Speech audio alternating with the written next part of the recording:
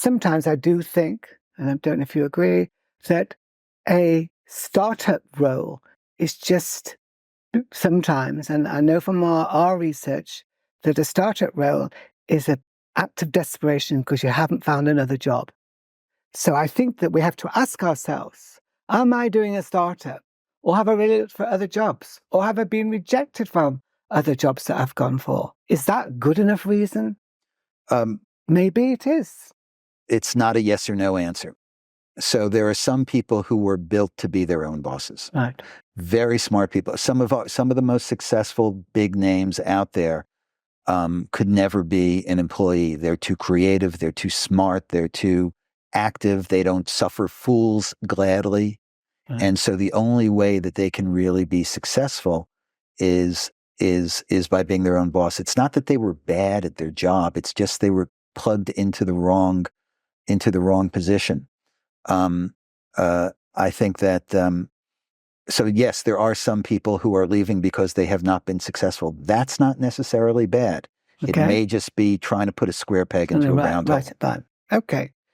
Do you think that sometimes F and Fs, and I'll translate it for you, it's not as rude as it sounds, friends, family, and some people say the third F is fools. So Fs and Fs are investors. And the reason why people invest is for a number of reasons. What's the worst reason why somebody invests with a family member or somebody they know, a friend? The worst reason is there are several that vie for being the worst reason. One is that you're doing it just to help the kid out. Right. The kid's doing it. He doesn't really have a good idea. He's come to you with a ill-formed idea. He doesn't have the skill set to accomplish it, but you give it to him because it's your sister's kid and you don't want to be mean to him. It's a horrible reason. Right. And you're not doing the kid any favors. What you should do instead of giving them the money and watching them fail, I think, is to sit down with them and say, have you thought about doing what we're doing right here? Have you thought about all the things that go into starting up a business?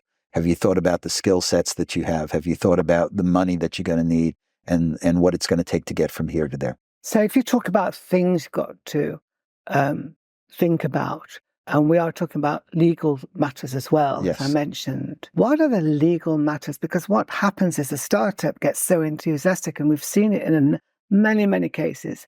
And it's not necessarily, as you say, it's not necessarily the wrong thing.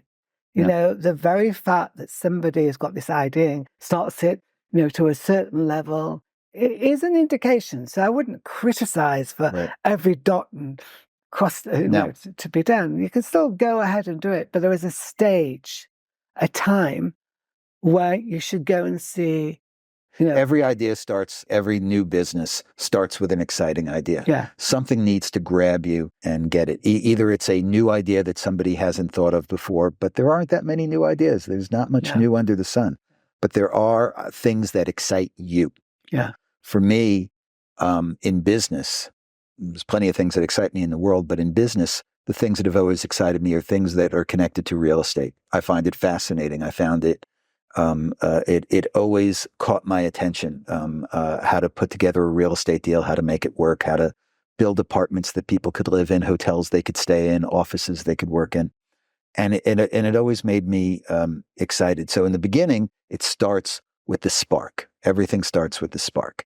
And the fact that at that very beginning, you don't have everything worked out is totally fine. I agree. You need to be able to you can't let the perfect interfere with the good enough. Right. And all these things go one step at a time.